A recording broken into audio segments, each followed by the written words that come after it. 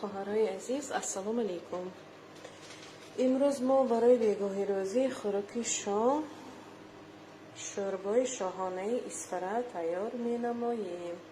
برای ما این روغن را گرم می کنیم، روغنی کمتر زیادتر. بعد کارتوشکا ها رو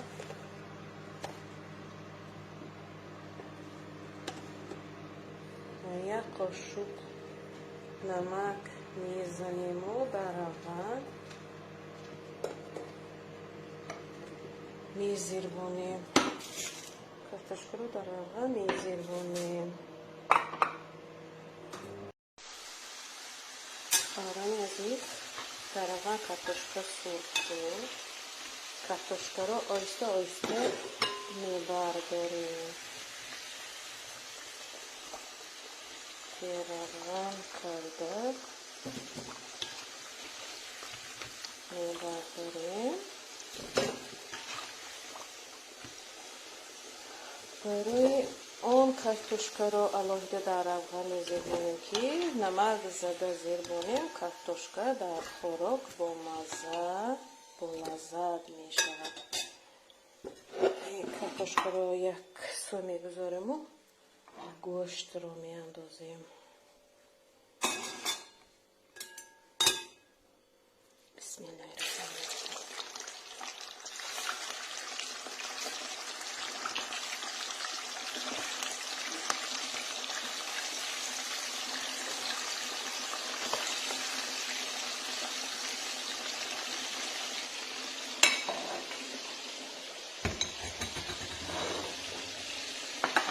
گوشت هم خوش شد زیربونده. نفس گوشت رو میزیربونیم.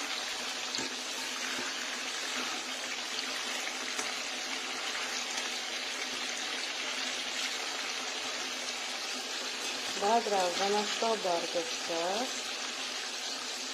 پیاز و بیخی و بردر سرخ بسیار دانه چسناک رو میاندازیم. حالا این گوشتش خوش رو میزیرده.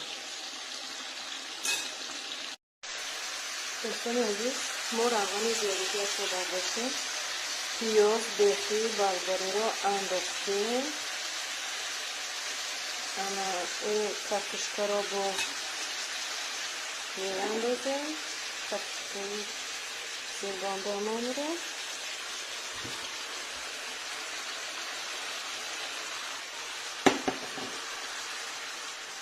یک قاشق از این کمک میریزیم.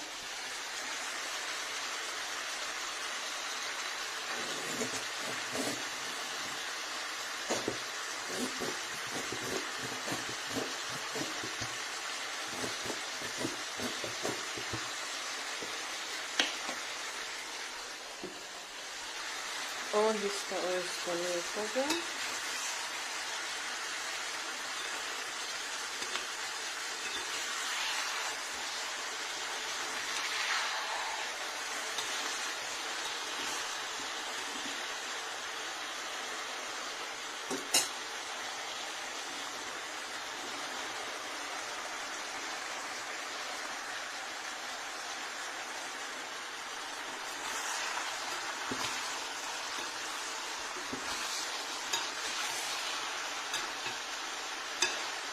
بسیار دقیقه پیاز رو بیخی میزیرد. بعد آب را میریزیم.